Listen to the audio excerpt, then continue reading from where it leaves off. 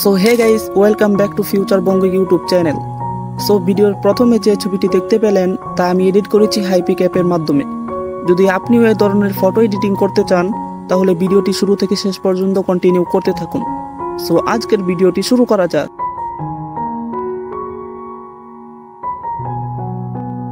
প্রথমে হাইপিক অ্যাপটি ডাউনলোড করার জন্য টেলিগ্রামে চলে আসবেন। আমি টেলিগ্রামে হাইপিক অ্যাপটি দিয়ে দিব, আপনারা সেখান থেকে অ্যাপটি ডাউনলোড করে নেবেন। আর টেলিগ্রাম লিংক এই ভিডিও ডিসক্রিপশনে দেওয়া রয়েছে। অ্যাপটি ডাউনলোড করার পর অ্যাপটি ওপেন করবেন।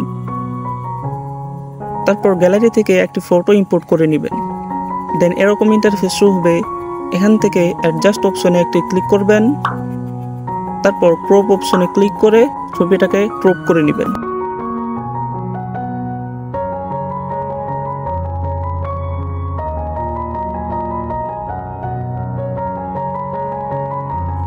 ছবিটা ক্রপ করা হয়ে গেলে নিচে থেকে এক্সপ্যান্ড অপশনে একটি ক্লিক করবেন।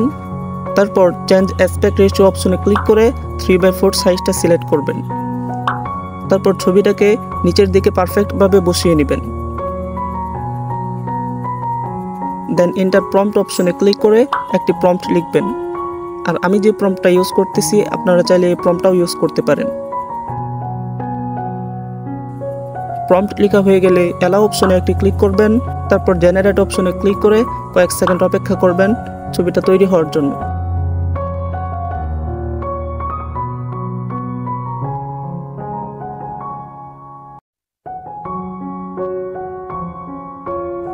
সো দেখতে পাচ্ছেন কতটা সুন্দরভাবে 3টি ছবি জেনারেট হয়েছে।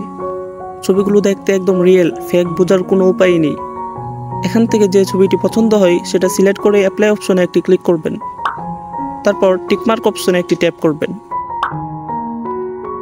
সো এখন ছবিটাকে এনহ্যান্স করার জন্য ডান দিকে একটু স্ক্রল করলে ফেস এনহ্যান্স বলে একটি অপশন পাবেন, সেটাতে ক্লিক করবেন। তারপর কয়েক সেকেন্ডের মধ্যে ছবিটা এনহ্যান্স হয়ে যাবে। সো দেখতে পাচ্ছেন ছবিটা এনহ্যান্স হয়েছে। এখন ছবিটাকে সেভ করার জন্য উপরে এরো অপশনে ক্লিক করলে ছবিটা সেভ হয়ে যাবে।